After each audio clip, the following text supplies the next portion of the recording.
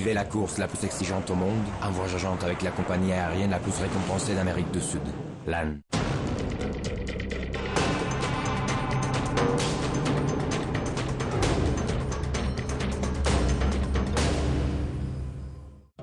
Huitième étape du Dakar 2010 ce dimanche entre Antofagasta et Copiapó. 472 km de spécial attendent les concurrents. Chez les motos, la journée était favorable au régional de l'étape. À Copiapó, Chaleco remporte sa deuxième étape dans cet opus 2010. Pour y parvenir, Francisco Lopez a fait la différence sur la deuxième partie du parcours. C'est la troisième victoire d'étape sur un Dakar pour le Chilien. Grâce à ce succès sur ses terres, il monte sur le podium du classement général. Cyril Després lui a eu affaire à des difficultés de navigation.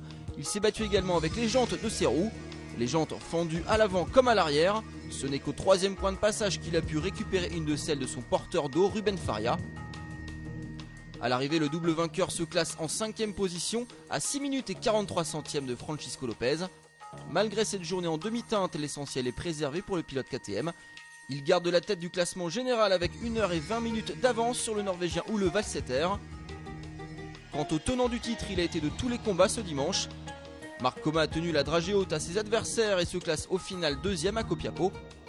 Mais au classement général, l'Espagnol est toujours loin des premières places. La faute à une pénalité de 6 heures reçue à l'issue de la 7ème étape.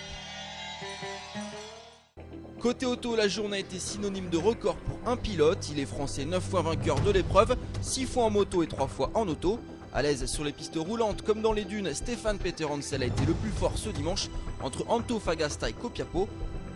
Pourtant au passage du dernier point de contrôle, le tricolore a accusé un retard de 21 secondes sur le tenant du titre, le sud-africain Giniel de Villiers. Mais c'était écrit, Stéphane Peter Hansel avait rendez-vous avec la victoire à Copiapó.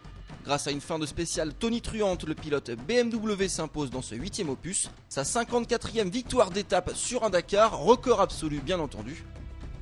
Derrière le vainqueur du jour, on retrouve 4 Volkswagen. Carlos Sainz, qui avait effectué ses 2 changements de roue après 300 km, s'est montré particulièrement prudent dans les 200 derniers.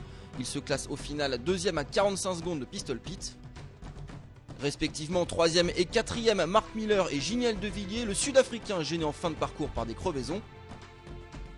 Même souci pour Nasser Al-Attiyah, le Qatari de VW qui a dû s'arrêter à 2 reprises. Au final, pas de grand changement en tête du classement général. 3 Volkswagen trustent toujours les 3 premières places. Carlos Sainz est leader avec 14 minutes d'avance sur Nasser Al-Attiyah et 22 sur Mark Miller.